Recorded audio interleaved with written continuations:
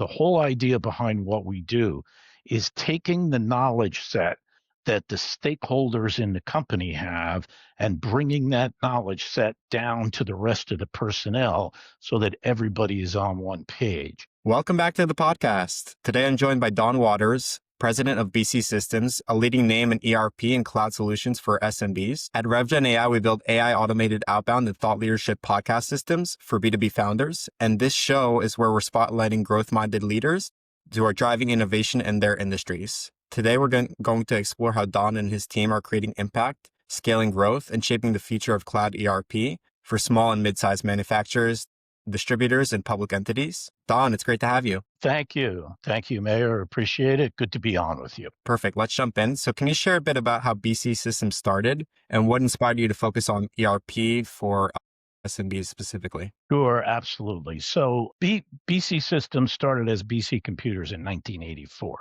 So we've been around a while. We spent a good part of our earlier years as service only to SMB manufacturers, distributors, and service companies. We were working with other ERP solutions, just providing consulting services. What came out of that was a very high degree of understanding of what these companies needed. And no two of them are ever the same. So what happened was we were an Infor partner, which is another one of the companies out there, and we found a product that we really, really loved, and it's called Priority. And the reason we loved it was it's got a lot of functionality in it, but underneath it, it's a development platform. So we can do things with that platform that other ERP solutions can't do. And that's really the emphasis of our business is we go in, we sit down, we talk with the owners of these businesses, we understand their workflow, and then we tailor the system using some of the tool sets involved to match what they need for their business. In a lot of ERP solutions, that's very difficult, very expensive to do. Not the case with our platform. Thank you for explaining that. And I'm sure things have evolved a lot since you started BC Computers. What is making these systems stand out today for your clients in terms of ERP and cloud software? Yeah. So what we do is that's different from a lot of companies. Number one is our senior management is always involved on the front end of any project that we do. Most companies, most ERP solutions providers, you might get that in the sales cycle, and then they dump you off to another set of personnel that aren't quite as skillful in dealing with understanding your needs. So what we do is we're kind of boutique. We like keeping ourselves a bit smaller because then we can keep hands-on through the project with the clients that we deal with. That coupled together with that platform nature that I'm talking about underneath our product gives us the ability to do things for our client many, many, many times more revenue on getting that done. So we can do it less expensively, we can do it faster, but the key is we keep senior management involved in the project. Yeah, I like that approach. In terms of how your frameworks or your systems actually deliver results, what are the results that you focus on helping your clients when it comes to, either increasing efficiency or lowering costs? Yeah, actually it's both, because if you increase efficiency, then certainly you lower cost. But what we really concentrate on is what is the workflow that the company is working with now? What is the workflow they really want? And how do we bridge the gap between those two?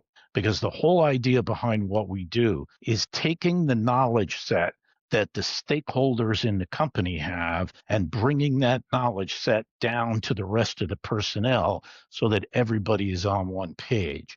As you do that, and the mindset is very clear, and the business processes are very clear to those who work for you, then it becomes easier to replicate what you're doing, and it becomes less expensive, and your ROI goes up. I like that focus on also helping the whole entire organization work more efficiently and communicate better as a whole. Yes. In terms of the shifts or trends that you're seeing right now, what is exciting you most or shaping how you're serving manufacturing or distribution or public sector clients? Yeah. So clearly, I mean, AI is a buzzword for a lot of people. It's not for us. There's a real strong component of generative AI coming along in our products that can do things for you that would normally take a whole lot of time. For example, if I do something repetitive in our priority software, the system comes up to you and says, "Oh, I see you're doing this repetitively. Do you want me to automate that for you?" Okay, yes, you want me to automate it? Great, I'll do that. Now I want you to test it. Do you want me to add that to your homepage so you can get at it easily? You can also do things like give me a report Q1 Northeast for a particular product. You can speak that and it will generate the report for you automatically. So there's some of that kind of stuff coming along with AI. I don't think it's quite at the point of dealing with what I call true agentic at this point, but it is very solid generative AI. That's one component of it. So what we call that in our priority product is ARERP. It's AIERP. So it's an enterprise resource planning platform that the AI is at the basis level, the lowest level of it. It's not a tag on. Yeah, I think for every industry right now, AI is shifting things, transforming how we do business as a whole, which is creating new opportunities as well as helping us increase efficiencies and automate processes like you spoke about. That's something that we also focus on heavily here. Is how do we leverage AI to build what we're building, even better, not necessarily replace our strategies, but enhance them.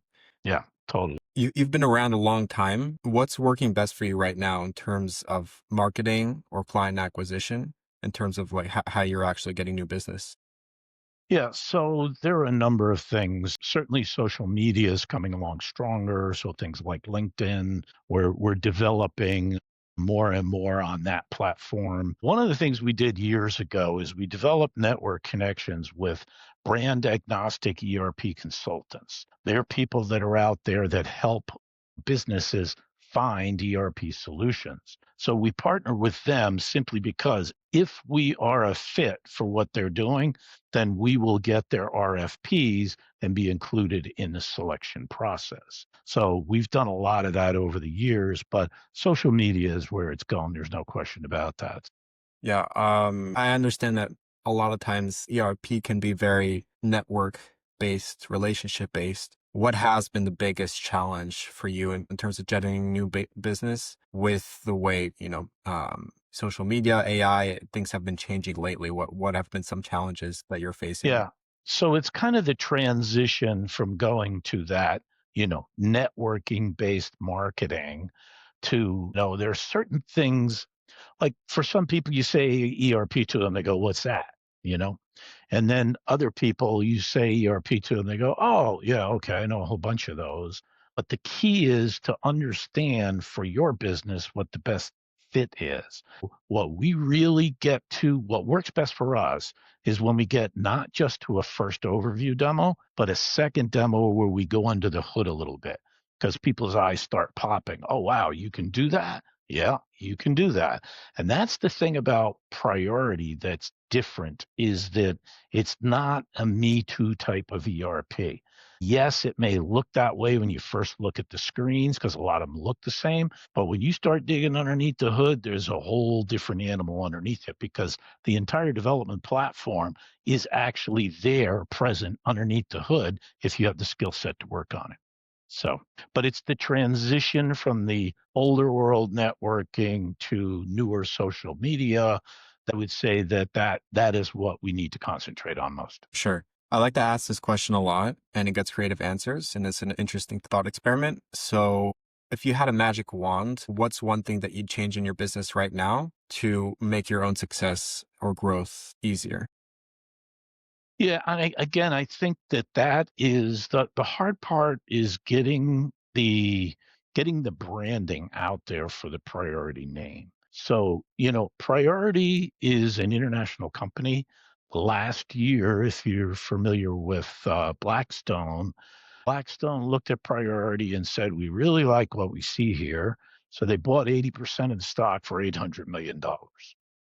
So what that means is that Blackstone sees the promise of what Priority is doing, and their last market really that is somewhat untapped is the US. But it's a double-edged sword because it's a brand recognition issue along with a very powerful product. But if we can solve that and get that brand recognition up to a higher point, then I think we're going to see, massive increase in sales of Priority as a platform. Sure.